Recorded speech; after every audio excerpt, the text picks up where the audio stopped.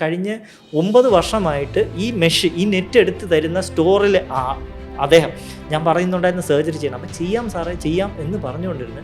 കഴിഞ്ഞ 4 മാസത്തിന് മുമ്പേ പുള്ളിക്ക് കുടൽ കുടുങ്ങി. എക്സസൈസിലൂടെ അല്ലെങ്കിൽ മരുന്നിലൂടെ നമുക്ക് ഹെർണിയ മാറ്റാം, ഒരിക്കലും നടക്കത്തില്ല. ഇപ്പം നമ്മൾ ചുമ്മാ നിൽക്കുന്ന സമയത്തായിരിക്കും ഇത് തള്ളി വരും, അല്ലെങ്കിൽ ചുമയ്ക്കുന്ന സമയത്ത് തള്ളി വരും, കിടക്കുമ്പോൾ അത് കാണാനുമില്ല. ഈ ഒരൊറ്റ കാര്യം മതി അത് ഹെർണിയാണോ അതോ അല്ല വേറെ എന്തെങ്കിലും പേടിക്കേണ്ട തരമായ മുഴകളാണോ എന്ന് തിരിച്ചറിയാൻ. ഒരു ഹെർണിയ കൊണ്ട് നടന്ന് കുറേ നാൾ കൊണ്ട് നടന്നിട്ട് നമുക്ക് എന്തെങ്കിലും ഗുരുതര പ്രശ്നങ്ങളുണ്ടാവും? ഗുരുതര പ്രശ്നങ്ങളൊന്നും ഉണ്ടാവില്ല, നമ്മൾ ആ കുടൽ പതുക്കെ അങ്ങ് എടുത്ത് കളയേണ്ടി വരും, അത്രയും ഉണ്ടാവും. സാധാരണക്കാരായ മനുഷ്യർ മുതൽ VIP വരെ ഇന്ന് സംസാരിച്ച് കേൾക്കുന്ന ഒരു രോഗമാണ് ഹെർണിയ. ശരിക്കും ഈ ഹെർണിയ എന്താണെന്ന് നമ്മളെ പോലുള്ള സാധാരണക്കാർക്ക് ഒരുപാട് സംശയങ്ങൾ തീർച്ചയായും ഉണ്ടാവും. അപ്പം ഈ സംശയങ്ങൾക്കെല്ലാം നമുക്കിന്ന് പ്രതിവിധിയായിട്ട് 2 ഡോക്ടർമാരെ നമ്മുടെ കയ്യിൽ കിട്ടിയിട്ടുണ്ട്. അതായത് നമ്മുടെ ഡോക്ടേഴ്സിനെ പോലും ട്രെയിൻ ചെയ്യിക്കുന്ന ഡോക്ടർ വിജിനും ഡോക്ടർ അഖിലുമാണ് ഇന്ന് നമ്മുടെ കൂടെ ഉള്ളത്. സാർ, ശരിക്കും ഈ പല നാടുകളിലും ഈ ഹെർണിയയ്ക്ക് പല പേരാണ് പറയുന്നത്. ഇപ്പോൾ പ്രായമായ അപ്പൂപ്പനും അമ്മച്ചിയൊക്കെ ഹിരണ്യ എന്നൊക്കെ പറയാറുണ്ട്. ശരിക്കും ഈ ഹെർണിയ എന്ന് വെച്ചാൽ എന്താണ്? ഹെർണിയ എന്ന് പറയുന്നത് നമ്മൾ സാധാരണ ചിലർ പറയും, എരിണിയ എന്ന് പറയുന്നത് കുടലിറക്കം എന്ന് പറയുന്നത് ശരിക്കും ഉദരഭിത്തിയിൽ ഉണ്ടാകുന്ന ബലക്കുറവ് അല്ലെങ്കിൽ ബലക്ഷയം കൊണ്ട് ആന്തരിക അവയവങ്ങളായ കുടലും അല്ലെങ്കിൽ കൊഴുപ്പിൻ്റെ പാളിയായ ഒമൻ്റ് എന്ന് പറയും. സാർ, ഒരു മിനിറ്റ്, ഇത് നമുക്ക് ഒരു നോർമൽ ഒരു ആളിന് മനസ്സിലാവുന്ന രീതിയിലൊന്നും, മനസ്സിലാവുന്ന ഭാഷയിൽ. അതായത് ശരീരത്തിലെ വയറഭിത്തിയോ എവിടെന്നെങ്കിലും ഒരു ശരീരത്തിൻ്റെ ഉള്ളിലെ അവയവം അതിൻ്റേതായ പൊസിഷനിലല്ലാതെ പുറത്തോട്ട് തള്ളി വരുന്നതിനെയാണ് വളരെ സിമ്പിളായി ഹെർണിയ എന്ന് പറയുന്നത്. എല്ലാ ഓർഗൻസിനും അതിൻ്റേതായ സ്ഥാനം ശരീരത്തിലുണ്ട്. അത് അവിടെ ഇരിക്കാതെ പുറത്തോട്ട് തള്ളി വരും.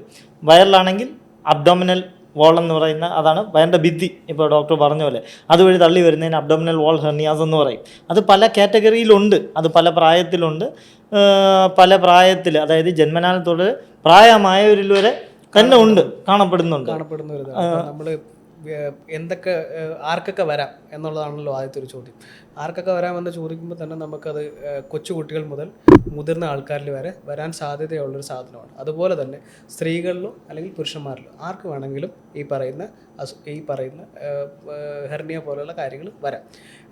കുഞ്ഞ് കരയുമ്പോൾ ഇടുപ്പിൻ്റെ സൈഡിലായിട്ടൊരു മുഴ കാണുന്നുണ്ട്, അല്ലെങ്കിൽ വലിയ പ്രായമായിട്ടുള്ള ആൾക്കാർ വരുമ്പോൾ അവർ പറയുന്നത് സാറേ ഇവിടെ അടിവയറ്റിൽ മുഴ അല്ലെങ്കിൽ വയറിൽ മുഴ, അങ്ങനെയുള്ള പല തരത്തിലുള്ള ഹെർണിയകൾ നമ്മൾ സ്ഥിരം കാണുന്നതാണ്. കുഞ്ഞുങ്ങളിൽ, അതായത് ജന്മനാൽ വരുന്നത്, ജനിച്ചു കഴിയുമ്പോൾ തന്നെ വരാറുണ്ട്. അത് പൊക്കിളിൽ വരാം, തുടരിടയിൽ വരാം. അതിനെല്ലാം നമ്മൾക്ക് ഏത് പ്രായത്തിൽ അല്ലെങ്കിൽ ഏത് ഭാഗത്ത് നിന്ന് വരുന്നതെന്ന് നോക്കിയിട്ട് അതിനനുസരിച്ച് നമ്മൾ ഓരോ ബ്രാൻഡ് എന്ന് പറയുമ്പോൾ ഒരു പേരങ്ങ് ഇടും. കുഞ്ഞുങ്ങളിൽ ജന്മനാൽ വരുന്നതിനെയാണ് നമ്മൾ കഞ്ചനൈറ്റൽ ഹെർണിയ എന്ന് പറയും, മനസ്സിലാവും. അപ്പോൾ പൊക്കിൾ വഴി വരുന്നതിന് അതിന് അംബ്ലിക്കൽ ഹെർണിയ എന്ന് പറയും. പിന്നെ ഭാവിയിൽ വലുതായി കഴിഞ്ഞ് ക്രമേണ വരുന്നത് അതിന് അക്വേഡ് ഹെർണിയാസ് എന്ന് പറയും. അതേ വലിയ ആൾക്കാരിൽ വരുന്നത് തുടയുടെ ഇടയിൽ വരുന്നതിന് ഇൻഗ്വനൽ ഹെർണിയ എന്ന് പറയും. പിന്നെ അതേപോലെ വേറെ ഒന്ന്, സർജറി ചെയ്ത് കഴിഞ്ഞിട്ട്, നേരത്തെ ഒരു സർജറി ഉണ്ടായിരുന്നു, അത് കഴിഞ്ഞ് പിന്നെ പറയുന്ന റെസ്റ്റോ കാര്യങ്ങളോ ഒന്നും എടുക്കാതെ, അല്ലെങ്കിൽ ആ മുറിവിൽ ഇൻഫെക്ഷൻ വന്നു കഴിഞ്ഞിട്ട് മുറിവ് നേരെ ഉണങ്ങാതിരിക്കുന്ന, അത് കഴിഞ്ഞിട്ട് അതുവഴി വരുന്നതിന് നമ്മൾ പറയുന്നത് റിക്കറൻറ്റ് ഇൻസിഷണൽ ഹെർണിയാസ് എന്ന് പറയും. അത് രണ്ടാമത് വരുന്നത്. ഈ മുറിവിൽ കൂടെ വരുന്നതിനെ ഞാനിപ്പോൾ പറഞ്ഞതുപോലെ ഇൻസിഷണൽ ഹെർണിയ, മനസ്സിലാവും. അതൊന്ന്. പിന്നെ അല്ലാതെ ബാക്കി മൊത്തത്തോടെ, അതായത് നേരത്തെ പറഞ്ഞല്ലോ, ഇത് യഥാർത്ഥത്തിൽ വരുന്ന മസിൽ ഭിത്തികളുടെ വീക്ക്നെസ്, അതായത് ശരീരത്തിൽ ഏറ്റവും കൂടുതൽ വീക്കായിട്ടുള്ള ഏരിയസാണ് ജനറലി ഉള്ളതാണ് തുടരിടയിൽ. അതായത് ടെസ്റ്റിസ് വയറിനകത്തുനിന്ന് പുറത്തോട്ട് വരുന്ന ആ ഒരു ടണലുണ്ട്, അതാണ് ഇൻഗ്വനൽ കനാൽ എന്ന് പറയുന്നത്. അതുവഴി വരുന്നതാണ് കോമൺ ആയിട്ടുള്ള ആണുങ്ങളിൽ.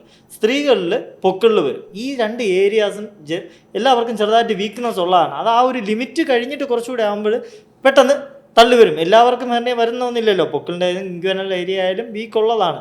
പക്ഷേ അതൊക്കെ ഓരോ ജന്മനാലെ അല്ലെങ്കിൽ അല്ലാതെ അവിടെ എന്തെങ്കിലും കാരണത്താൽ വീക്ക്നെസ് ഉണ്ടാകുമ്പോൾ അതുവഴി തള്ളി വരുന്നു. അതായത് അംബ്ലിക്കൽ ഹെർണിയ സ്ത്രീകളിൽ കൂടുതൽ ഈ പ്രഗ്നൻസി സമയമ്പോൾ വയർ എക്സ്പാൻഡ് ആവുന്നുണ്ട്. അത് കഴിഞ്ഞിട്ട് അത് തിരിച്ച് ചുരുങ്ങിക്കഴിഞ്ഞാൽ പൊക്കിളിൻ്റെ ആ ഒരു ഭാഗം ചുരുങ്ങാറില്ല ചിലവരിൽ. അതുവഴിയാണ് അവിടെ നിന്ന് ചെറുതായിട്ട് തള്ളുന്നത്. അതുകൊണ്ടാണ് സ്ത്രീകളിൽ കൂടുതൽ അംബ്ലിക്കലാണ് കാണുന്നത്. പിന്നെ കാണുന്നത് സിസേറിയനോ അല്ലെങ്കിൽ യൂട്രസിൻ്റെ സർജറി അതൊക്കെ കഴിഞ്ഞിട്ട് അടിവയറിൽ വരും. മനസ്സിലായി, അതൊക്കെ ഇൻസിഷണൽ ഹെർണിയാണ്. അത് നമുക്ക് അവരെ ഒന്നും പറയാൻ പറ്റത്തില്ല. സർജറി ചെയ്ത് കഴിഞ്ഞിട്ട് കുഞ്ഞിനെ നോക്കണം, അല്ലെങ്കിൽ ഓരോ ഇതൊക്കെ ആ ഒരു നമ്മളെ ലൈഫ് സ്റ്റൈലിൻ്റെ പ്രശ്നങ്ങളാണ് ശ്രദ്ധിക്കപ്പെടാതെയോ അല്ലെങ്കിൽ ശ്രദ്ധ എടുത്താൽ കൂടെ തന്നെ. കാരണം നമ്മളൊരു സർജറി ചെയ്ത് കഴിയുമ്പോൾ ആ മുറിവുകൾ, ആ അവിടെ ഉണ്ടാകുന്ന മുറിവിൽ ഞരമ്പുകൾക്കൊക്കെ വീക്ക്നെസ് ഉണ്ടാവും. അപ്പോൾ പഴയതുപോലെ മസിൽ സ്ട്രോങ് ആവണമെന്നില്ല, മനസ്സിലായോ? അപ്പോൾ അങ്ങനെ വരുമ്പോൾ അവിടെ തള്ളൽ വരാം. അതൊന്ന്, അതിനൊക്കെ നമ്മളൊരു ഫാക്ടേഴ്സ്, പല ഫാക്ടേഴ്സും ഇതിനെ കോൺട്രിബ്യൂട്ട് ചെയ്യുന്നുണ്ട്. അതായത് ചില കാര്യങ്ങൾ അതിനകത്ത് നമ്മൾ ഇൻക്ലൂഡ് ചെയ്യേണ്ടതുണ്ട്. അതായത് ഒന്ന്, ഈ പറയുന്ന പ്രായമായവരിൽ പ്രോസ്റ്റേറ്റിൻ്റെ പ്രശ്നങ്ങളുണ്ടെങ്കിൽ ഇതേപോലെ അടിവയറിൽ ഒരുപാട് പ്രഷർ കൊടുക്കുക, ഒരുപാട് മുക്കുക, അങ്ങനെയൊക്കെ ചെയ്യുമ്പോൾ നമ്മുടെ വയറിനകത്തുള്ള പ്രഷർ കൂടുന്നത് മൂലമാണ് ഈ പറയുന്ന തള്ളിച്ചകൾ കാര്യങ്ങൾ സാധാരണ കാണുന്നത്. അതിനൊപ്പം തന്നെ കോൺസ്റ്റിപ്പേഷൻ, അതായത് മലബന്ധം പോലുള്ള പ്രശ്നങ്ങൾ ഉണ്ടാകുന്നവരിലും ഈ പറയുന്ന ബുദ്ധിമുട്ടുകൾ നമ്മൾ കാണുന്നുണ്ട്. അതുപോലെ തന്നെ വെയിറ്റ് ട്രെയിൻ ചെയ്യുന്നവരിലും നമ്മളത് കാണുന്നുണ്ട്. ഒരുപാട് ഭാരം ഉയർത്തുക അങ്ങനെയൊക്കെ ചെയ്യുന്നവർക്കും ഈ പറയുന്ന ബലക്കുറവ് ഉണ്ടാകുന്ന സമയത്ത് ആ പറയുന്ന ഉദരത്തിൽ കൂടെ ഈ പറയുന്ന കുടലോ അല്ലെങ്കിൽ കൊഴുപ്പിൻ്റെ പാളിയോ ഒക്കെ പുറമെ വരുന്നതായിട്ട് ഹെർണിയ പോലെ തന്നെ രൂപപ്പെടുന്നുണ്ട്. സാർ, അങ്ങനെയാണെങ്കിൽ ഞാനൊരു കാര്യം ചോദിക്കട്ടെ. അതായത് ഇപ്പം എന്നെ പോലൊരു സാധാരണ ഒരു മനുഷ്യന്, അതായത് മെഡിക്കൽ കാര്യങ്ങളൊന്നും അറിയാത്ത ഒരു സാധാരണ മനുഷ്യന് ഇതെങ്ങനെ തിരിച്ചറിയാൻ പറ്റും? അതായത് ഈ ശരീരം കാണിക്കുന്ന എന്തെങ്കിലും സൂചനകളുണ്ടോ ഹെർണിയ ആണ് എന്ന് നമുക്ക് തിരിച്ചറിയാൻ കണക്ക്? ഹെർണിയ ആണെന്ന് നമ്മൾ അറിയുന്നത് പ്രധാനമായിട്ടും നമ്മൾ അടിവയറിലോ അല്ലെങ്കിൽ ആ ഭാഗങ്ങളിൽ എവിടെയെങ്കിലും ഉദരത്തിൻ്റെ ഭാഗത്ത് എവിടെയെങ്കിലും ഒരു മുഴ പോലെ ആയിരിക്കും ആദ്യമായിട്ട് നമ്മൾ കാണുന്നത്. ചിലപ്പോൾ മുഴയും തന്നെ ആദ്യമേ നമ്മൾ കണ്ടില്ല എന്ന് വരും. അതിനു മുമ്പ് തന്നെ നമുക്ക് വേദന ഉണ്ടായിരിക്കും. ഒരു സാധാരണ ആൾക്ക് പെട്ടെന്നൊരു ഹെർണിയയുടെ മുഴയാണോ അതോ വേറെ എന്തെങ്കിലും ആണോ എന്നുള്ള തിരിച്ചറിവ് ഉണ്ടാകാനുള്ള ബുദ്ധിമുട്ടുണ്ടാകും. അപ്പോൾ എന്തുകൊണ്ടും ആദ്യ തുടക്കത്തിലെ ഒരു ലക്ഷണങ്ങളൊന്നും ചിലപ്പോൾ സാധാരണ ഒരാൾക്ക് മനസ്സിലായെന്ന് വരില്ല. അതായത് ഈ പറഞ്ഞപ്പോൾ ഡോക്ടർ പറഞ്ഞ പോലെ മുഴ എന്ന് ഉദ്ദേശിച്ചു. ഇത് തുടക്കം ഞാൻ നേരത്തെ പറഞ്ഞിരുന്നത് മസിൽ ഭിത്തികളുടെ വീക്ക്നെസ്. അപ്പോൾ വീക്ക്നെസ് എന്ന് പറയുമ്പോൾ ഈ മസിൽ ഫൈബേഴ്സ് എല്ലാം ഓരോ അലൈൻമെൻ്റ് ഉണ്ട്. അതിലൊരു ചെറിയൊരു സ്പ്ലിറ്റോ അല്ലെങ്കിൽ അവിടെ ഒരു ഹോളോ സർജറി കഴിഞ്ഞതിൻ്റെ വന്നു കഴിഞ്ഞാൽ ആ സ്ഥലത്ത് ഇത് വെറുതെ വന്ന് തള്ളും. വയറിനകം എപ്പോഴും പ്രഷർ കൂടുതലാണ് പുറത്തുള്ളതിനേക്കാളും. അതായത് വയറിനകത്ത് കുറച്ച് പ്രശ്നം. അപ്പോൾ എപ്പോഴും ശരീരത്തിലെ അവയവങ്ങൾ എങ്ങോട്ടെങ്കിലും ഒരു സ്ഥലത്തോട്ട് തള്ളാൻ വേണ്ടി ശ്രമിക്കും. അപ്പോൾ ഈ വീക്ക്നെസ് ആയിട്ടുള്ള സ്ഥലത്ത് ആദ്യം ജസ്റ്റ് വന്ന് തള്ളുമ്പോൾ അതിന് അവിടെ ഒരു ഫ്രീഡം കിട്ടി, അല്ലെങ്കിൽ ആ മസിൽ ഓൾറെഡി വീക്കാണ്, കുറച്ചുകൂടെ മാറിക്കൊടുക്കും. അപ്പോൾ ആദ്യം ഇത് തുടക്കത്തിൽ, അതായത് ഇപ്പോൾ എക്സാമ്പിൾ പൊക്കിൾ അല്ലെങ്കിൽ തുടയിരൽ ഒരു ചെറിയ ഒരു നെല്ലിക്കര സൈസായിരിക്കും ആദ്യം. അത് ക്രമേണ, അപ്പോൾ എന്നെ പലരും വിളിക്കുമ്പോൾ എൻ്റെ അടുത്ത് ദൂരെയുള്ള പേഷ്യൻസോ അല്ലെങ്കിൽ മിക്കതും ആദ്യം ഫോൺ കോളിലായിരിക്കും വരുന്നത്. അപ്പോൾ എൻ്റെ അടുത്ത് ആദ്യം പൊക്കിളിൽ മുഴയുണ്ട്. അപ്പോൾ ഞാൻ ആദ്യം ചോദിക്കും, അത് നാരങ്ങയുടെ സൈസാണോ അത് നെല്ലിക്കയുടെ സൈസാണോ അതോ ഓറഞ്ചിൻ്റെ സൈസോ? അപ്പോൾ അത് വെച്ചിട്ട് എനിക്ക് മനസ്സിലാക്കുകയും ചെയ്യും എത്ര ഡ്യൂറേഷനായി, അതിപ്പോൾ ഉള്ളതാണോ. ഇപ്പോൾ ഓറഞ്ചിൻ്റെ പരുവായ ആളിന് പറയാൻ പറ്റത്തില്ല 2 ആഴ്ച ആയുള്ളൂ. അപ്പോൾ അതിൽ നിന്ന് മനസ്സിലാക്കാം, എനിക്ക് അതിൽ കൂടെ തന്നെ അറിയാൻ പറ്റും ഈ വരുന്നത് എന്തൊക്കെ ആയിരിക്കുമെന്നൊരു ഐഡിയ കിട്ടും. അപ്പോൾ തുടക്കത്തിൽ ഒരു ചെറിയൊരു നെല്ലിക്കയുടെ സൈസായിരിക്കും. അപ്പോൾ ഒരു ഗ്യാപ്പ് കുറച്ച് കിട്ടിക്കഴിഞ്ഞാൽ എപ്പോഴും അത് തള്ളാൻ നോക്കും. അപ്പോൾ ഇതിൻ്റെ കൂടെ ഞാൻ നേരത്തെ പറഞ്ഞ ഫാക്ടേഴ്സ് പലതും, ചുമ, ഇപ്പോൾ ഡോക്ടർ പറഞ്ഞ കോൺസ്റ്റിപ്പേഷൻ, ശ്വാസം മുട്ടൽ, അല്ലെങ്കിൽ വെയിറ്റ് എടുക്കുന്ന ഒരാൾ, മനസ്സിലായോ, വെയിറ്റ് എടുക്കുന്ന ആൾ എന്നിട്ട് എക്സസൈസ് ചെയ്യുമ്പോൾ കറക്റ്റായിട്ട് ചെയ്യാത്ത, അപ്പോൾ ഈ പ്രഷർ ഡബിൾ ആവുകയാണ്. അപ്പോൾ ഈ സ്ഥലത്ത് കൂടെ ഈ നെല്ലിക്ക എന്നുള്ള സൈസിലുള്ളത് കുറച്ച് ദിവസം കൂടെ കഴിയുമ്പോൾ ഗ്യാപ്പായി വലുത് നാരങ്ങയുടെ സൈസ് വരെ ആവും.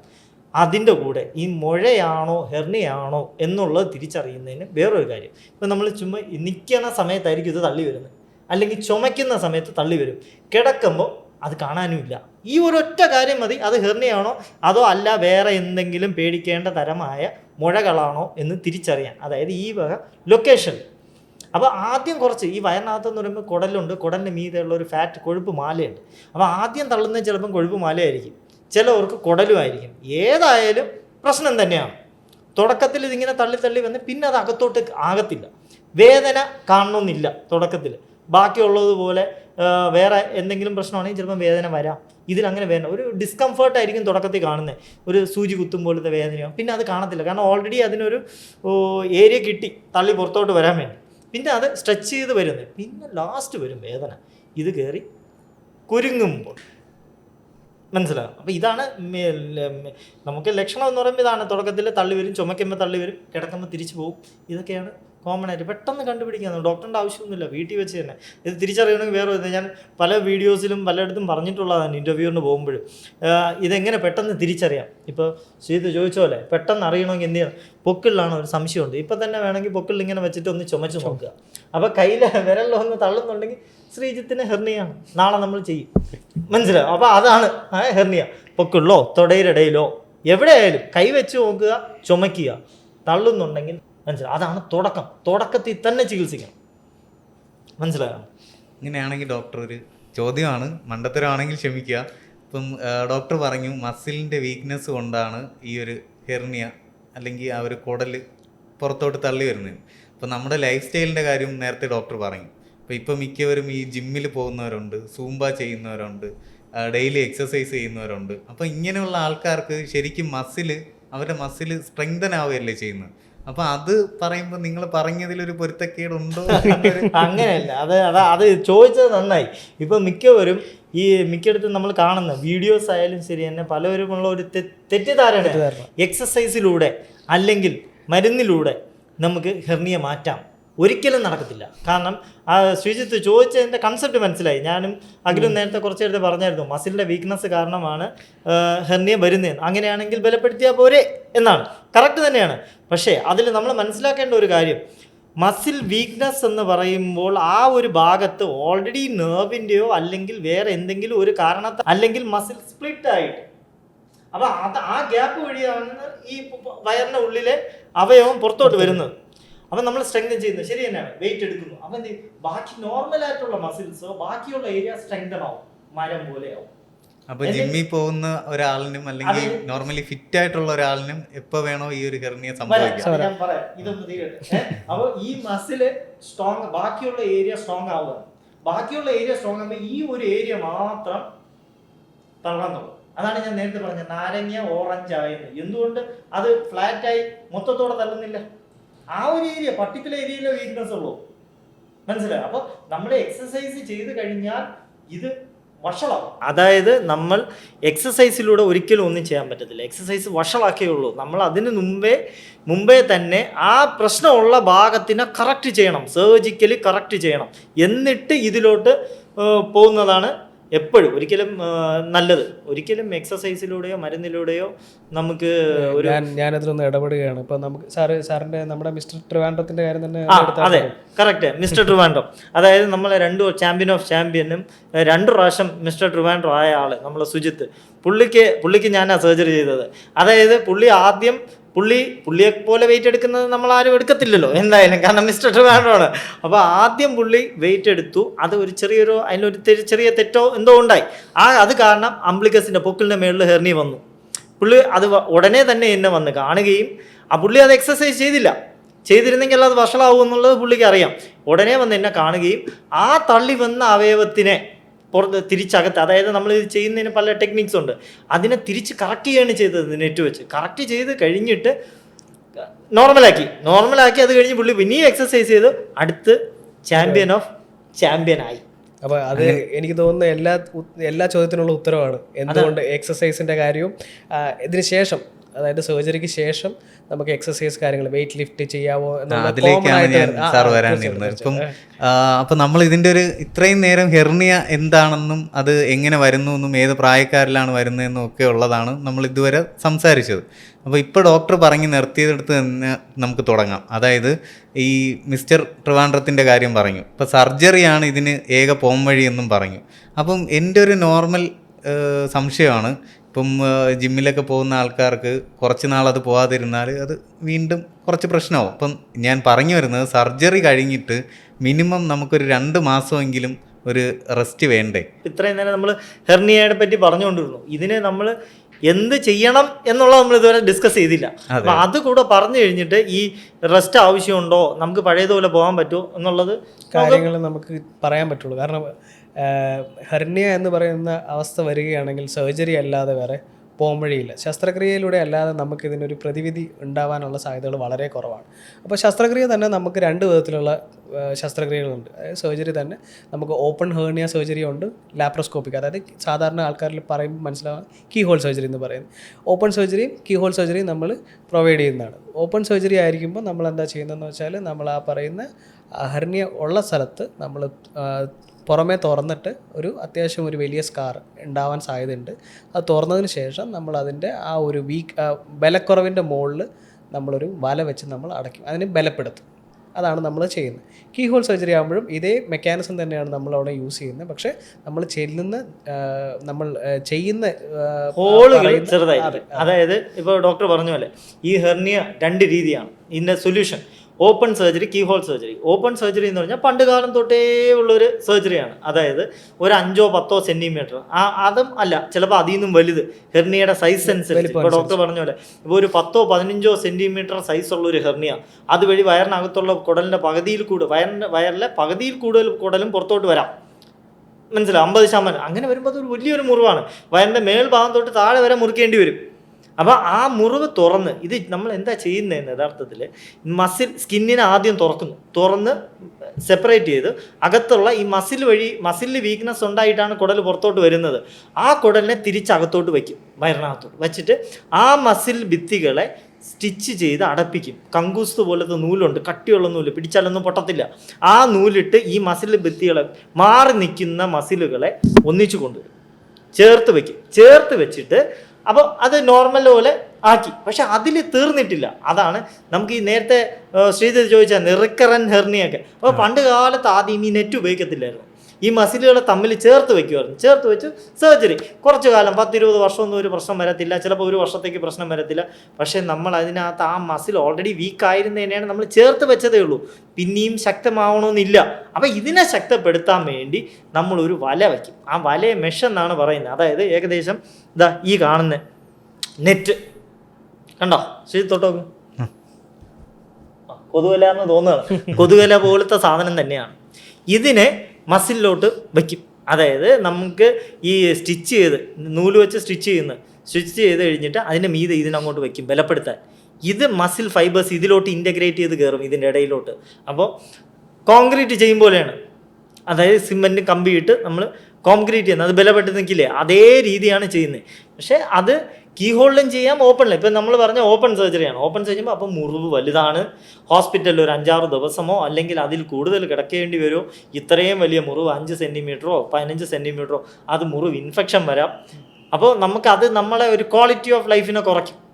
1 മാസം 2-3 മാസം റെസ്റ്റ്, നമുക്കൊരു ഓഫീസ് വർക്കാണെങ്കിൽ പോലും എഴുന്നേറ്റ് പോകാൻ പറ്റത്തില്ല, അതൊരു സ്ഥിതിയാണ്. അപ്പോൾ അതിലും ഏറ്റവും നല്ല കീ ഹോൾ സർജറി. അത് കഴിഞ്ഞിട്ട് വന്നാണ് keyhole surgery. Keyhole surgery എന്ന് പറയുമ്പോൾ ശരീരത്തിൻ്റെ വയറിൽ 1 സെൻറ്റിമീറ്ററോ 1/2 സെൻറ്റിമീറ്ററോ ഉള്ള മുറിവുകളായിരിക്കും ഇടുന്നത്. അതുവഴി വയറിനകത്ത് ചെല്ലും. വയറിനകത്ത് നിന്നിട്ട് അവിടെ നിന്ന് വരുന്ന ഈ കുടലിനെ തിരിച്ച് അതാത് പൊസിഷനിൽ വയ്ക്കും. അതാത് പൊസിഷനിൽ വെച്ചിട്ട് വയറിനകത്തുനിന്ന് സ്റ്റിച്ച് ചെയ്യും. ഈ ചെറിയ ദൂരത്തിൽ കൂടെ, ചെറിയ ദൂരം എന്ന് പറയുമ്പോഴത്തേക്ക് ഒരു 1 സെൻറ്റിമീറ്റർ അല്ലെങ്കിൽ 1/2 സെൻറ്റിമീറ്റർ അതുവഴി പോകുന്ന ഇൻസ്ട്രുമെൻ്റ് കാണിച്ചു തരാം. കണ്ടായിരുന്നോ, ഇത്രയും ചെറുത്, ഇത് 0.5 സെൻറ്റിമീറ്ററാണ്. ഇതാ ഹോള് വഴി ആ ട്രൊക്കർ എടുക്കാൻ ഇതേപോലത്തെ ചെറിയ ഉപകരണങ്ങളുണ്ട്. ഇതിനെ ട്രൊക്കർ എന്നാണ് പറയുന്നത്. വയറിൽ 1 സെൻറ്റിമീറ്റർ ഹോളിട്ട് അകത്തോട്ടിടും, വയറിനകത്തിട്ട് കഴിഞ്ഞിട്ട് അതിനകത്ത് ഇതേപോലെ കയറും. ഇത്രേ ഉള്ളൂ, മനസ്സിലായി. ഇതുവഴി ഇത് വെച്ച് പിടിച്ച് കുടലിനകത്തോട്ടിടും. അകത്തോട്ടിട്ട് കഴിഞ്ഞിട്ട് ഇതേ ഹോൾ വഴി തന്നെ സ്റ്റിച്ചിടുന്ന ഇൻസ്ട്രുമെൻസുകളും ഉണ്ട് ഞങ്ങൾക്ക്. അത് വെച്ച് സ്റ്റിച്ചിടും. അകത്തുനിന്ന് സ്റ്റിച്ചിട്ടിട്ട് അകത്തുനിന്ന് നെറ്റ് വയ്ക്കും. മുറിവ് എത്രയുണ്ട്? 1 സെൻറ്റിമീറ്റർ ഉള്ളൂ മുറിവ്. എന്നിട്ട് അതിൽ നമ്മൾ അതുവഴി ഹോള് വഴി തന്നെ. അപ്പോൾ ഇപ്പോൾ ശ്രീജിത്ത് ചോദിക്കുന്നതിന് മുമ്പ് ഞാൻ അങ്ങോട്ട് പറയാം. ശ്രീജിത്തിന്റെ അടുത്ത ക്വസ്റ്റ്യൻ ഇതുവഴി എങ്ങനെ നെറ്റ് അകത്തോട്ട് വിടുമെന്നായിരിക്കും അല്ലേ? നെറ്റ് എങ്ങനെ അകത്തോട്ട് വിടുമെന്ന് പറഞ്ഞാൽ ഇതാണ് നമ്മളിപ്പോൾ വയറിനകത്ത് വെക്കുന്ന നെറ്റ്. പല ടൈപ്പ്, പല ക്വാളിറ്റി, പല സ്ട്രെങ്തിൽ, പല മെറ്റീരിയലും ഉണ്ട്. അപ്പോൾ ഈ നെറ്റിനെ ഇങ്ങനെ ചുരുട്ടും. സ്ട്രീറ്റ് ചോദിക്കുന്നതിന് മുമ്പ് പറയുന്നതാണ് നമുക്ക് നല്ലത്. അപ്പോൾ ഇതേപോലെ ഇങ്ങനെ ചുരുട്ടിയിട്ട് ഈ ഇൻസ്ട്രുമെൻറ്റിൽ ഇതെങ്ങനെ പിടിക്കും, കാണിക്കാം. ഇതുവഴി ഈ ഒരു 1/2 സെൻറ്റിമീറ്ററിൻ്റെ ഹോള് വഴി 15x15 സെൻറ്റിമീറ്ററിൻ്റെ നെറ്റ് അകത്ത് ഇട്ടു. അപ്പോൾ ഇത് നമ്മൾ ഓപ്പൺ സർജറിയിലാണെന്നുണ്ടെങ്കിൽ 15 സെൻറ്റിമീറ്ററിൻ്റെ മുറിവ് ഇടണം, എടുത്ത് വെക്കണ്ടേ, സ്കിന്ന് മാറ്റിയിട്ട്. അപ്പോൾ അതാണ് വ്യത്യാസം. ഇത് 15 എന്ന് പറഞ്ഞാൽ ചെറിയ മിനിറ്റാണ്. ഇതിൽ നിന്നും വലുത് വെക്കുന്നുണ്ട്, 30x15 സെൻറ്റിമീറ്റർ അല്ലെങ്കിൽ 30x30. അപ്പോൾ ഹെർണിയയുടെ സൈസ് അതെല്ലാം നമുക്ക് ഈ ഹോൾ വഴി ചെയ്യാൻ പറ്റും, മനസ്സിലാവും. അപ്പോൾ ഇത് അകത്ത് ചെന്ന് ഫിക്സ് ചെയ്യും. അകത്ത് ഫിക്സ് ചെയ്തത് മുറിവില്ല, മുറിവ് ഇൻഫെക്ഷൻ വരുമോ ഒന്നും നോക്കണ്ട, വേദന കുറവ്, രക്തം പോയില്ല, കൂടി പോയാൽ 1 ml 2 ml ബ്ലഡ് പോകും. മറ്റേത് ഇത്രയും വലിയ മുറിവിടുമ്പോൾ അത് അപ്പം ഞാൻ പറഞ്ഞുകൊണ്ടിരുന്നത് ഇത് ഇങ്ങനെ അകത്ത് നെറ്റ് വെച്ച് സ്ട്രെങ്തൻ ചെയ്ത് കഴിയുമ്പോൾ ബാക്ക് ടു നോർമലാണ്. അതിൽ മസിൽ ഫൈബേഴ്സ് എല്ലാം കയറി അതിന് നമ്മൾ സമയം കൊടുക്കണം. അത് റെസ്റ്റ് എടുക്കുക, റെസ്റ്റ് വേണ്ടതുണ്ട്, വേണ്ടാത്ത കേസുണ്ട്, അങ്ങനെ അത് ഓരോ കാറ്റഗറി അനുസരിച്ചുണ്ട്. ഇത് ഇൻഗ്രോത്ത് ചെയ്യുമ്പോൾ കാലക്രമേണ ശക്തിയായി നോർമൽ. പിന്നെ അതുവഴി ഒരിക്കലും ഹെർണിയ വരത്തില്ല. നമ്മൾ ഈ നെറ്റും ഈ സ്റ്റിച്ചും, അതാണ് നേരത്തെ ശ്രീജിത്ത് ചോദിച്ച റിക്കറൻറ്റ് ഹെർണിയ എല്ലാവരും അതല്ലേ ശ്രീജിത്ത് ഉദ്ദേശിച്ചത്, വരുന്നവരിൽ വന്ന്. അതെ, അപ്പോൾ റിക്കറൻറ്റ് ഹെർണിയ വരുന്നതും ഇതിൽ വേറൊരു കാര്യമുണ്ട് അല്ലേ, നമ്മളെ മെഷീൻ്റെ സൈസ്. ചെറിയ നെറ്റ് വയ്ക്കാൻ പാടില്ല, വലിയ നെറ്റ് തന്നെ വെച്ച് ചെയ്യണം. ചെറിയ നെറ്റ് വയ്ക്കുമ്പോഴത്തേക്ക് ഇപ്പോൾ ഒരു സെൻറ്റിമീറ്ററിൻ്റെ ഹെർണിയാണ് വന്നത്, ഹെർണിയ ഡിഫക്റ്റ് 1 സെൻറ്റിമീറ്ററാണ്, അതുവഴി കുടൽ വരുന്നെങ്കിൽ നമ്മളൊരു 5 സെൻറ്റിമീറ്ററിൻ്റെ നെറ്റെങ്കിലും വയ്ക്കണം. അപ്പോൾ 3 സെൻറ്റിമീറ്ററിനാണെങ്കിൽ അതിൽ നിന്നും ഒരു 3 ഒരു 7 3+5 ഒരു 10 സെൻറ്റിമീറ്ററിനെങ്കിലും വയ്ക്കണം, ഒരു സൈഡ് കവർ ചെയ്യുന്നത്. മനസ്സിലാവും? മൊത്തത്തോടെ വരുമ്പോൾ ഒരു 15. ആ ഒരു കണക്ക് നമ്മൾ ചെയ്തില്ലെങ്കിൽ കുറച്ച് ദിവസം കഴിയുമ്പോൾ അതേ സ്ഥലത്ത് ഈ മെഷ് ക്വാളിറ്റി ഇതിലുണ്ട്, പല ക്വാളിറ്റി ഉണ്ട്. കുറഞ്ഞ മെഷുണ്ട്, കൂടിയ മെഷുണ്ട്. നമ്മൾ കുറഞ്ഞ മെഷ് വയ്ക്കുമ്പോൾ ഇത് ഇപ്പോൾ 5 കണ്ടായിരുന്നല്ലോ, ഈ സാധനം ചുരുങ്ങാം 50% അല്ലെങ്കിൽ 60% വരെ ചുരുങ്ങി ചെറുതാവും. അപ്പോൾ നമ്മൾ ഒരു ചെറിയ മെഷാണ് വയ്ക്കുകയാണെങ്കിൽ അത് ചുരുങ്ങി വരുമ്പോഴത്തേക്ക് അടുത്ത ഹെർണിയ ഉടനെ അതിൻ്റെ അടുത്തൂടെ വരും. അപ്പോൾ വലിയ നെറ്റ് വയ്ക്കുക, ക്വാളിറ്റി ഉള്ള നെറ്റ് തന്നെ വയ്ക്കണം. കൂടിയ നെറ്റ് അത് കൂടിപ്പോയാൽ 1% അല്ലെങ്കിൽ 2% മാത്രമേ ചുരുങ്ങത്തുള്ളൂ. അപ്പോൾ മെഷീൻ്റെ ക്വാളിറ്റിയിൽ കാര്യമുണ്ട്, സൈസിൽ കാര്യമുണ്ട്, എങ്ങനെ ചെയ്യുന്നു എന്നുള്ള കാര്യങ്ങളും ഉണ്ട്. ഇതെല്ലാം മാറ്റർ ചെയ്യും രണ്ടാമത് ഹെർണിയ വരുന്നോ ഇല്ല എന്നുള്ളത്. ഇതിപ്പോൾ ഞാൻ തുടക്കകാലത്ത്, അതായത് 10-15 വർഷം മുമ്പേ, ആ സമയത്ത് തുടങ്ങുന്നത് നമ്മളൊരു സർജറി ചെയ്യാൻ ഈ നെറ്റ് വയ്ക്കണമെങ്കിൽ ആ വയറിനകത്തുള്ള കുടലോ അതിൻ്റെ ഭിത്തികളോ നമ്മൾ വൃത്തിയാക്കണം. അപ്പോൾ എത്ര മാത്രം നമ്മൾ ഡിസെക്റ്റ് ചെയ്യണം. ഒരു വലിയ നെറ്റ് വയ്ക്കണമെങ്കിൽ നമ്മൾ അത്രയും ഏരിയ കവർ ചെയ്യാനുള്ള ഒരു ധൈര്യം നമുക്കുണ്ടായിരിക്കണം. തുടക്കകാലങ്ങളിൽ പഠിച്ചു കഴിയുന്ന സമയത്തൊക്കെ ഒത്തിരി ഏരിയാസൊക്കെ ഡിസെക്റ്റ് ചെയ്യാനുള്ള ഒരു പേടി കാണും. കാരണം അവിടെ ബ്ലീഡിങ് ആവോ, ഇവിടെ മുറിയോ ഇല്ലേ എന്നുള്ള കാര്യങ്ങൾ വരും. അപ്പോൾ കുറച്ചുകൂടെ ക്രമേണ എന്ത് ചെയ്യും, വലിയ ഏരിയ ഡിസെക്റ്റ് ചെയ്യാൻ പറ്റും. ഡിസെക്റ്റ് ചെയ്യാൻ പറ്റുന്ന എന്ന് പറഞ്ഞാൽ മാറ്റാൻ പറ്റും. ആ കുരുങ്ങിയിരിക്കുന്ന കുടലിനെ മാറ്റും. ആ സമയമാകുമ്പോൾ വലിയ നെറ്റ് വയ്ക്കണം. അപ്പോൾ ചെറിയ നെറ്റ് എന്ന് പറയുന്നത് അതും മാറ്റർ ചെയ്യും. നമ്മൾ എത്ര കേസ് ചെയ്യുന്നു, എത്രമാത്രം വർഷത്തിൽ 1 കേസാണോ ചെയ്യുന്നത്, അത് ദിവസം 5 കേസാണോ ചെയ്യുന്നത്, അതെല്ലാം മാറ്റർ ചെയ്യും. അപ്പോൾ ദിവസം 5 കേസ് ചെയ്യുന്ന ഒരാളും വർഷത്തിൽ 5 കേസ് ചെയ്യുന്ന ആൾക്കും വ്യത്യാസം വരും. അപ്പോൾ അതുകൊണ്ട് തന്നെയാണ് ഞാനിപ്പോൾ ട്രെയിനിങ് കൊടുക്കാൻ പോകുന്നിടത്ത് മിക്കയിടത്തും പറയുന്നത്, ഇപ്പോൾ പുറത്തു ആയാലും ശരി തന്നെ, ഇന്ത്യയിലായാലും ശരി, പുറത്തായാലും ശരി, അവരുടെ അടുത്ത് എപ്പോഴും പറയുന്നത്, നമ്മൾ എപ്പോഴും വയ്ക്കുമ്പോഴും വലിയ നെറ്റും ക്വാളിറ്റി ഉള്ള നെറ്റുമേ വയ്ക്കാവൂ. കാരണം രണ്ടാമത് എത്ര ഇതായാലും നമ്മൾക്ക്, അല്ലെങ്കിൽ നമുക്ക് റിക്കറൻസ് ഉടനെ വരും. വലിയ നെറ്റും ക്വാളിറ്റി ഉള്ളതെന്ന് വെച്ചാൽ നെറ്റ് വരാറില്ല. അത് ചെയ്യുന്നതിനൊക്കെ മാറ്റർ അനുസരിച്ചിരിക്കും. അതാണ്. അപ്പോൾ സർജറി തന്നെയാണ് ഇതിൻ്റെ ഓപ്ഷൻ, കീ ഹോളും ഓപ്പണും. ഓക്കെ, നേരത്തെ ഡോക്ടർ പറഞ്ഞു ഇപ്പം നമ്മുടെ ഓപ്പൺ സർജറി ആണെങ്കിൽ ഒരു 5 ദിവസമൊക്കെ ഹോസ്പിറ്റൽ സ്റ്റേ വേണ്ടി വരും എന്ന് പറഞ്ഞു. അപ്പം നമ്മുടെ ഈ ഒരു കീ ഹോൾ അല്ലെങ്കിൽ ഈ ലാപ്രോസ്കോപ്പിക് സർജറി എന്ന് പറയുന്ന ഈ ഒരു മെത്തേഡിൽ നമുക്ക് എത്ര ദിവസത്തെ സ്റ്റേ വേണ്ടി വരും? ദിവസം എന്ന് പറയാൻ പറ്റത്തില്ല. ഇപ്പൊ രാവിലെ ചെയ്തിട്ട് വൈകുന്നേരമാണ് ഇപ്പൊ ഞങ്ങൾ വിടുന്നത്. കാരണം നമുക്ക് അത് അത്രയും നമ്പേഴ്സും കാര്യങ്ങളും അതിൻ്റെ അഡ്വാൻസ്ഡ് ആക്കിയിട്ടുണ്ട്. അതിനകത്ത് ചെയ്യുന്ന ടെക്നിക്സ് മാറ്റർ ചെയ്യും. അതിൻ്റെ ഡിസെക്ഷൻ, അതിനകത്ത് കട്ട് ചെയ്യുന്നത് ഏതൊക്കെ ലെവലിൽ കട്ട് ചെയ്യുക, അപ്പോൾ അത് പെയിൻ വരാതെ, ഇതെല്ലാം മാറ്റർ ചെയ്യും. ഇപ്പം ഡേ കെയർ ആയിട്ടാണ് നമ്മളിപ്പോൾ ഡോക്ടർ പറയുന്നത്. ഇപ്പം നമ്മളൊരു അരിമ്പാറ എടുക്കാൻ രാവിലെ OP എടുത്ത് വരുന്നു, അത്രയും സിമ്പിൾ ആക്കിയിട്ടുണ്ട്. അതെ. കാരണം രാവിലെ ചെയ്ത് വൈകുന്നേരം വിടും. പിന്നെ ഈ ഹെർണിയയുടെ സൈസ് അനുസരിച്ചിരിക്കും. എന്നാലും ഒരുവിധം എല്ലാം ഇപ്പോൾ ഡേ കെയർ ആയിട്ട് തന്നെയാണ് പോകുന്നത്. കാരണം അതിൻ്റെ ആവശ്യമേ ഉള്ളൂ. ഇത് കഴിഞ്ഞാൽ ഇപ്പോൾ ഓഫീസ് വർക്ക്, ഇപ്പോൾ ശ്രീജിത്തിനെ പോലെ ഒരു പ്രൊഫഷണൽ ആയിട്ടുള്ള ഒരാൾ ഇന്ന് ചെയ്ത് കഴിഞ്ഞാൽ നാളെ അല്ലെങ്കിൽ 24 hours കഴിയുമ്പോൾ ഡിസ്ചാർജ് ചെയ്ത് കഴിഞ്ഞാൽ ഞങ്ങൾ പറയുന്ന ഒരു 1 or 2 days കഴിഞ്ഞ് ജോലിക്ക് പൊക്കെയാളാണ് പറയുന്നത്. അത് നമ്മൾ ചെയ്യുന്ന ജോലി അനുസരിച്ചിരിക്കും. തീർച്ചയായിട്ടും. ഇപ്പോൾ ഞാനിപ്പോൾ ഒരു 50 കിലോ ഭാരമുള്ള എടുക്കുന്ന ജോലി ചെയ്യുന്ന ഒരാളാണെന്നെങ്കിൽ നാളെ ജോലി ചെയ്യാൻ ഞാൻ പറയില്ല, നെറ്റ് പോകും. അപ്പം ഡിപ്പെൻസ് അപ്പോൺ ദാറ്റ്. നമ്മൾ ഏത് ജോലിയാണ് ചെയ്യുന്നതിനനുസരിച്ചിരിക്കും. ഏത് ജോലിയായാലും നമ്മൾ ചെയ്യുന്ന ആ ഒരു സർജറി ചെയ്ത് കഴിഞ്ഞാൽ ഹെർണിയ ആ സ്ഥലത്തിന് നമ്മൾ റെസ്റ്റ് കൊടുക്കണം. ഇപ്പോൾ ഒരു ഓഫീസ് വർക്കാണ്, കമ്പ്യൂട്ടറാണ്, ഞാനൊരു അഡ്വക്കേറ്റാണ്, ഒരു ഡോക്ടറാണ്, you can go after 3 days. ഒരു 3 days കൊടുക്കണം. ഒന്നും പറ്റത്തൊന്നുമില്ല, പിറ്റേ ദിവസം പോകുന്നവരുണ്ട്. അപ്പോൾ അതൊരു ബിസി ലൈഫിൽ ജീവിക്കുന്ന ഒരാളിന് എന്തായാലും ഈ ഒരു കീ ഹോളാണ് ഏറ്റവും ബെറ്റർ? എല്ലാവർക്കും കീ ഹോളാണ് നല്ലത്. ബിസി എന്നല്ല, എൻ്റെ ഒരു അഭിപ്രായത്തിൽ പ്രായമോ അങ്ങനെ ഒന്നും നോക്കരുത്. കുഞ്ഞു കുട്ടികൾ തൊട്ട് വലിയ ആൾക്കാർ, കുഞ്ഞു കുട്ടികളിൽ തൊട്ട് വലിയ ആൾക്കാരിൽ വല്ല കീ ഹോളാണ് നല്ലത്. എന്തിനാണ് വലിയൊരു, ഇപ്പോൾ നേരത്തെ നമ്മൾ പറഞ്ഞ 10-15 സെൻറ്റിമീറ്ററുള്ള മുറിവിടണം, അത് ഇൻഫെക്ഷൻ വരുമോയെന്ന് കാത്തിരിക്കണം. 1/2 സെൻറ്റിമീറ്ററിൻ്റെ മുറിവിടുക, സർജറി ചെയ്യുക, അന്ന് പോവുക, പിറ്റേ ദിവസം ജോലിക്ക് പോവുക. ജോലി എന്നത് മാത്രമല്ല ഒരു ഫാക്ടർ. വേദന, പെയിൻ ഒരു ഫാക്ടറാണ്. ഇപ്പം നമ്മൾ 5 സെൻറ്റിമീറ്റർ അല്ലെങ്കിൽ 10 സെൻറ്റിമീറ്റർ ഉള്ള ഒരു മുറിവിടുമ്പോൾ അത് ഉണ്ടാക്കുന്നൊരു ഇമ്പാക്റ്റ്, ആ പേഷ്യൻ്റ് ഉണ്ടാക്കുന്നൊരു ഇമ്പാക്റ്റ്, വേദന എന്ന് പറയുന്നത് വളരെ കൂടുതലായിരിക്കും. കീ ഹോൾ എന്ന് പറയുമ്പോൾ വളരെ നേരിയ ചെറിയ മുറിവിലൂടെയാണ് നമ്മൾ ഉള്ളിൽ പ്രവേശിക്കുന്നതും ബാക്കി കാര്യങ്ങളൊക്കെ ചെയ്യുന്നത്. അപ്പോൾ അത് വെച്ച് നോക്കുമ്പോഴേക്കും ഇതിൻ്റെ വേദന ഭയങ്കര കുറവായിരിക്കും. നമുക്ക് ഈസി ആയിട്ട് നമുക്ക് വീട്ടിലാണെങ്കിലും പല കാര്യങ്ങളും ചെയ്യാം. ഏർലി ബാക്ക് ടു വർക്ക്, നമുക്ക് നേരത്തെ ജോലിക്ക് കയറാം. അത്ര ഭാരമുള്ള, സാറ് പറഞ്ഞ പോലെ തന്നെ ഭാരമുള്ള പരിപാടി ഒന്നും ചെയ്യരുത്. പക്ഷേ അല്ലാത്ത കാര്യങ്ങളൊക്കെ നമുക്ക് വേണമെങ്കിൽ ആഫ്റ്റർ 48 hours നമുക്ക് ചെയ്യാവുന്നതേ ഉള്ളൂ. യാതൊരുവിധ പ്രശ്നങ്ങളും. ഡോക്ടർ അതിൽ പറഞ്ഞ പോലെ 48 hours ഇപ്പോൾ സർജറി കഴിഞ്ഞ് പോയിട്ട് ലേഡീസിനോട് കുക്കിംഗ് ചെയ്യാൻ നമ്മൾ പറയുകയാണ്, നിന്നുള്ള വർക്കെല്ലാം ചെയ്യുന്ന പറയുന്നുണ്ട്. അവരുടെ അടുത്ത് ബക്കറ്റിൽ തുണി എടുക്കാനല്ല പറയുന്നത്, അത് നമ്മൾ ഹസ്ബൻഡിൻ്റെ അടുത്ത് ചെയ്യാൻ പറയും. പക്ഷെ ബാക്കിയുള്ളത് മൊത്തം പിറ്റേ ദിവസം തന്നെ കുക്കിങ്ങിന് കയറാം. ബെൽറ്റ് കൊടുക്കുന്നുണ്ട്, ബെൽറ്റ് അത് സൈസ് ഓഫ് ദ ഡിഫക്റ്റിനനുസരിച്ചിരിക്കും.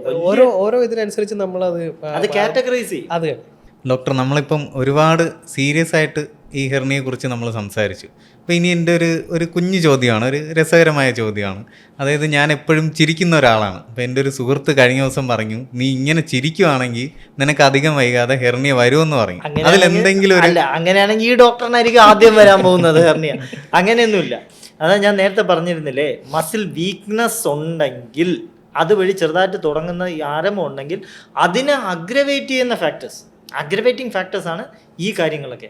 ചിരിക്കുമ്പോൾ നമ്മൾ വയറിലെ പ്രഷർ കൂടും, ചുമയ്ക്കുമ്പോൾ പ്രഷർ കൂടും, കോൺസ്റ്റിപ്പേഷൻ, ഇങ്ങനത്തെ വെയിറ്റ് ലിഫ്റ്റിംഗ്, ഇതെല്ലാം പ്രഷർ. അപ്പോൾ പ്രഷർ തന്നെയാണ് സിംറ്റംസിനെ അഗ്രവേറ്റ്. അതാണ് എപ്പോഴും അഗ്രവേറ്റിംഗ്. സിഗരറ്റ് വലിക്കുന്നവരിൽ അവർക്ക് ചുമ കൂടുതലാണ്, അവർക്ക് ഇത് അഗ്രവേറ്റിംഗ് ഫാക്ടറാണ്. അത് it's one of the factor. ഇപ്പോൾ ഹെർണിയ ഉണ്ടെങ്കിൽ, അല്ലെങ്കിൽ അതൊന്നും വിഷയമല്ല, ചിരിക്കാം.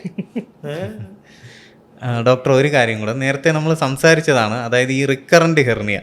അപ്പോൾ ഈ റിക്കറൻറ്റ് ഹെർണിയയിൽ നമ്മളിപ്പം ഡോക്ടർ പറഞ്ഞ പോലെ മെഷ് കാണിച്ചു തന്നു, പല ക്വാളിറ്റി മെഷ് ഉണ്ട്. അപ്പോൾ അതിലിപ്പോൾ നമ്മൾ ലോ ക്വാളിറ്റി ഇട്ട് കഴിഞ്ഞാൽ നമുക്കൊരു 50% ചാൻസ് വീണ്ടും വരാം എന്നൊക്കെ ഡോക്ടർ പറഞ്ഞു. അപ്പോൾ എൻ്റെ ഒരു സംശയമാണ്, അതായത് നമ്മളിപ്പം ഹൈ ക്വാളിറ്റി മെഷ് തന്നെ യൂസ് ചെയ്തെന്ന് വെച്ചോ, അപ്പോൾ ഈ ഹൈ ക്വാളിറ്റി മെഷ് വെച്ച ആൾക്കാർക്ക് ഈ ഹെർണിയ റിക്കറൻ്റ് ആയിട്ട് വരാൻ ചാൻസ് ഉണ്ടോ? അതെ, അത് വേറൊരു കാര്യം. ഈ ക്വാളിറ്റി മാത്രമല്ല, നമുക്ക് ക്വാളിറ്റി പ്ലസ് സൈസ്, ഇത് നമ്മളൊരു സർജിക്കൽ ടെക്നിക്സ് എന്ന് പറയുമ്പോൾ അതിന് ഓരോ സ്റ്റെപ്സ് ഉണ്ട്.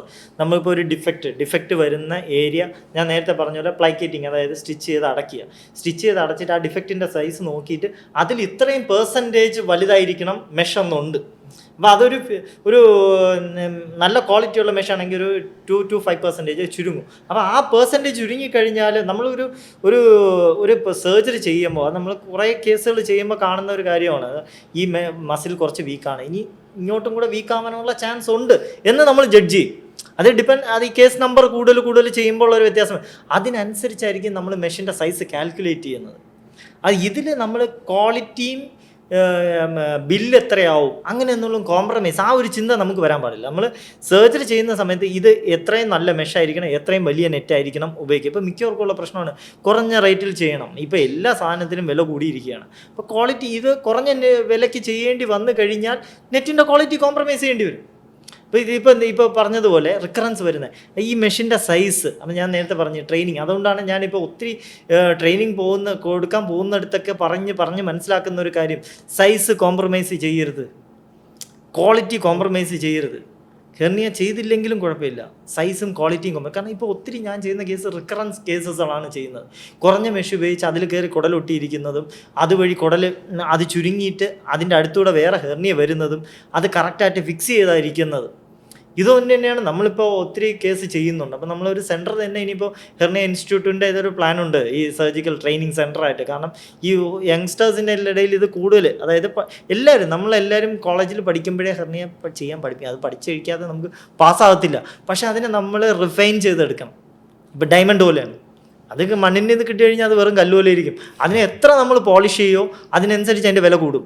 അപ്പോൾ ആ ഒരു പോളിഷിങ്, ആ ഒരു സ്റ്റേജിലോട്ട് നമ്മൾ അടുത്ത് പോവുകയാണ്. കാരണം നമ്മൾ സ്റ്റാറ്റിസ്റ്റിക്സും കാര്യങ്ങളും എല്ലാം എടുത്ത് നോക്കിയപ്പോൾ ഇനി അതൊരു അടുത്ത ലെവലിലോട്ട് പോകാനുള്ള ഇതുണ്ട്. അപ്പോൾ പോയി വേറെ സ്ഥലത്ത് പോയി പഠിപ്പിച്ചു കൊടുക്കുന്നതിനേക്കാളും ഇപ്പോൾ അത് ഇവിടെ തന്നെ അങ്ങനെ ഒരു സെൻറ്റർ ആക്കാനുള്ള നെക്സ്റ്റ് മോഡ് എന്തിനു വേണ്ടി എന്ന് പറഞ്ഞാൽ ഇത് കാരണമാണ്. ഇപ്പോൾ ശ്രീജിത്ത് പറഞ്ഞ പോലെ രണ്ടാമതൊരു അതൊരു കേസ് ആവാൻ പാടില്ല, റിക്കറൻസ് ആവാൻ പാടില്ല, പിന്നെ ഒരു ബുദ്ധിമുട്ടുണ്ടാവാൻ പാടില്ല.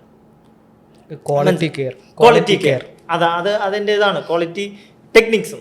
സാർ, എനിക്ക് മറ്റൊരു ചോദ്യം ചോദിക്കാനുണ്ട്. അതായത് ഇപ്പം നാട്ടുമ്പുറങ്ങളിലൊക്കെ ഇങ്ങനെയുള്ള ഈ ഹെർണിയ ആണെന്ന് അല്ലെങ്കിൽ നമ്മൾ ഡയഗ്നോസ് ചെയ്ത് കഴിഞ്ഞാലും ആൾക്കാർ പറയും, അതവിടെ ഇരുന്നാലും വലിയ കുഴപ്പമൊന്നുമില്ല, കുറച്ച് നാൾ കഴിയുമ്പോൾ അതങ്ങ് പോകുമെന്ന് പറഞ്ഞ് വലിയ ഒരു പ്രശ്നമുള്ള രോഗമായിട്ട് പലരും ഇന്നുവരെയും കണ്ടിട്ടില്ല ഈ നാട്ടുമ്പുറം ഏരിയയിലൊക്കെ ഉള്ളവർ. അപ്പോൾ അങ്ങനെ ഉള്ളത് നമ്മളിപ്പോൾ ഈ ഒരു ഹെർണിയ കൊണ്ട് നടന്ന് കുറേ നാൾ കൊണ്ട് നടന്നിട്ട് നമുക്ക് എന്തെങ്കിലും ഗുരുതര പ്രശ്നങ്ങളുണ്ടാവുമോ? ഗുരുതര പ്രശ്നങ്ങളൊന്നും ഉണ്ടാവില്ല. നമ്മൾ ആ കുടൽ പതുക്കെ അങ്ങ് എടുത്ത് കളയേണ്ടി വരും, അത്രയും ഉണ്ടാവും. അതെ, അതായത് നേരത്തെ നമ്മൾ പറഞ്ഞില്ലേ കുടലല്ലേ തള്ളി വരുന്ന പുറത്തോട്ട്. അപ്പോൾ അത് എപ്പോഴും അതങ്ങനെ ഇരിക്കണമെന്നില്ല. ആ തുടക്കത്തിൽ ഞാൻ പറഞ്ഞതുപോലെ വേദനയോ ഒന്നും ആ തുടക്കത്തിൽ കാണത്തില്ല. ഏതെങ്കിലും ഒരു സമയത്ത് നമ്മൾ എന്തെങ്കിലും ഒരു ജോലി കഠിനമായിട്ട് ചെയ്യുമോ, അല്ലെങ്കിൽ നമ്മൾ ഗ്യാസോ എന്തെങ്കിലും ഉള്ള ഭക്ഷണം ഉണ്ടാകുന്ന ഭക്ഷണം കഴിച്ചു കഴിയുമ്പോൾ ഈ ഡിഫക്റ്റിൻ്റെ പുറത്താണ് കുടലിരിക്കുന്നത്. അത് കയറി പെട്ടെന്ന് ടൈറ്റാവും. ടൈറ്റാകുമ്പോൾ അസഹനീയമായ വേദനയുണ്ടാകും. നേരത്തെ ഞാൻ പറഞ്ഞത് വളരെ സിമ്പിളായിട്ടുള്ള കാര്യമാണ്. എന്തായാലും ഹെർണിയുണ്ട്, തള്ളലുണ്ടെങ്കിൽ വരിക, ഡോക്ടറിനെ കാണിക്കുക, സർജറിക്ക് ഡേറ്റ് എടുക്കുക. ഇത് ഈ സിമ്പിളായിട്ട് കുടലിനെ പിടിച്ച് അകത്തോട്ട് വെക്കുന്നു, സ്റ്റിച്ച് ചെയ്ത് അടയ്ക്കുന്നു, നെറ്റ് വെക്കുന്നു, രാവിലെ ചെയ്താൽ വൈകുന്നേരം വീട്ടിൽ പോകുന്നു. ഇതേപോലെ ഇപ്പോൾ ശ്രീജിത്ത് പറഞ്ഞതുപോലെ വെയിറ്റ് ചെയ്താൽ ഡോക്ടർ പറഞ്ഞ പോലെ കുടൽ മുറിക്കേണ്ടി വരും. അതായത് ആ കുടൽ കയറി കുരുങ്ങും, അസഹനീയമായ വേദന വരും. അത്രയും അസഹനീയമായ വേദന വരുമ്പോൾ ജഗതി പറഞ്ഞതുപോലെ നിലവിളി ശബ്ദമുള്ള വണ്ടിയിൽ ഹോസ്പിറ്റലിൽ വരേണ്ടി വരും. അതായത് നമുക്ക് വേറെ ഒന്നും ചെയ്യാൻ പറ്റത്തില്ല. ആ ഭാഗം, അതായത് ആ രക്തസഞ്ചാരം ആ കുടലിൻ്റെ അത്രയും ഭാഗം, ഏത് ഭാഗമാണോ കുടലിൻ്റെ വെളിയിൽ വന്നത് അത്രയും ഭാഗം നമ്മൾ നീക്കം ചെയ്യേണ്ടി വരും. അതാണ് ഈ പറയാറില്ലേ ഹെർണിയയ്ക്ക് സർജറി ചെയ്യാതെ മലം സൈഡിൽ കൂടെ എടുക്കേണ്ടി വരുന്നത്. അതങ്ങനെ തന്നെയാണ്. കാരണം ആ കുടൽ നീരടിച്ചു കഴിഞ്ഞാൽ നമുക്കത് യോജിപ്പിക്കാൻ പറ്റത്തില്ല. കട്ട് ചെയ്ത് മാറ്റി ആ ആളിൻ്റെ ജീവൻ രക്ഷിക്കുക എന്നുള്ളതാണ്. നമ്മൾ ഈ സിമ്പിളായിട്ട് പറഞ്ഞതിൻ്റെ പ്ലേറ്റ് ഓപ്പോസിറ്റ് സൈഡായി. അവരെ രക്ഷിക്കുക എന്നുള്ള മാത്രമേ ഉള്ളൂ. അപ്പോൾ ആ കുടൽ മുറിച്ച് മാറ്റിയിട്ട് മലം പുറത്തുനിന്ന് എടുക്കേണ്ട ഒരു സ്ഥിതി വരും. ഇതിന് വലിയൊരു ഉദാഹരണമാണ്. ഞാൻ വർക്ക് ചെയ്യുന്ന ഒരു ഹോസ്പിറ്റൽ, ഞാൻ കുറേ ഹോസ്പിറ്റലിൽ വർക്ക് ചെയ്യുന്നു, അറിയാമല്ലോ. അതിലൊരു ഹോസ്പിറ്റലിൽ എനിക്ക് കഴിഞ്ഞ 9 വർഷമായിട്ട് ഈ നെറ്റ് എടുത്ത് തരുന്ന സ്റ്റോറിൽ അദ്ദേഹം ഞാൻ പറയുന്നുണ്ടായിരുന്നു സർജറി ചെയ്യണം. അപ്പം ചെയ്യാം സാറേ ചെയ്യാം എന്ന് പറഞ്ഞുകൊണ്ടിരുന്ന് കഴിഞ്ഞ 4 മാസത്തിന് മുമ്പേ പുള്ളിക്ക് കുടൽ കുരുങ്ങി, കുടൽ മുറിച്ച് കളയേണ്ടി വന്നു. അപ്പോൾ എല്ലാം അറിയാമെന്നുള്ളത്. അപ്പോൾ ഒരിക്കലും ഹെർണിയ വന്നു കഴിഞ്ഞാൽ വെയിറ്റ് ചെയ്യാൻ പാടില്ല. ഉടനെ തന്നെ തൊട്ടടുത്ത് സർജനെ കാണിക്കുകയോ, ഏറ്റവും കൂടുതൽ എവിടെയാണ് സർജറി ചെയ്യുന്ന അവരെ എക്സ്പേർട്ടായിട്ടുള്ളവരെ കാണിച്ച് നല്ല നെറ്റും നല്ല ഒരു ബെറ്റർ കെയർ എടുക്കുക, സർജറിയെ വീട്ടിൽ പോവുക. അത്രേ ഉള്ളൂ. അതാണ് നമ്മൾ ചെയ്യേണ്ട ഒരു കാര്യം. സാർ, ഇനിയും എനിക്ക് അല്ല, ഇനി നിർത്താം. ശ്രീജിത്തെ സമയമായി. ശ്രീജിത്തിന്റെ അടുത്ത് ഇരുന്ന് കഴിഞ്ഞാൽ ഇനിയും ചോദിച്ചുകൊണ്ടിരിക്കും. ഇത് മാത്രമല്ല, പേഷ്യൻസ് എനിക്ക് വെയിറ്റിംഗ് ആണ്. അപ്പോൾ ഇനി അടി ഉണ്ടാക്കും. അപ്പോൾ okay, thank you. Okay sir, സാറിൻ്റെ ഒരു വിലപ്പെട്ട സമയം നിങ്ങൾ രണ്ടുപേരും നമുക്ക് വേണ്ടി വിനിയോഗിച്ചു. അപ്പം വളരെ ഇൻഫോർമേറ്റീവ് ആയിട്ടുള്ള ഒരു കാര്യമാണ് നമുക്ക് അറിയാൻ സാധിച്ചത്. എന്നെപ്പോലെ തന്നെ സാധാരണക്കാരായ മനുഷ്യർക്ക് അവർക്ക് മനസ്സിലാവുന്ന സാധാരണ ഭാഷയിൽ നിങ്ങൾ പറഞ്ഞു തന്നു. അപ്പം എന്തെങ്കിലും സംശയം ഉണ്ടെങ്കിൽ വിളിച്ചാൽ മതി ശ്രീത്തെ, എപ്പോഴും നമ്മൾ അവൈലബിൾ ആണ്. Okay, thank you sir. Thank you.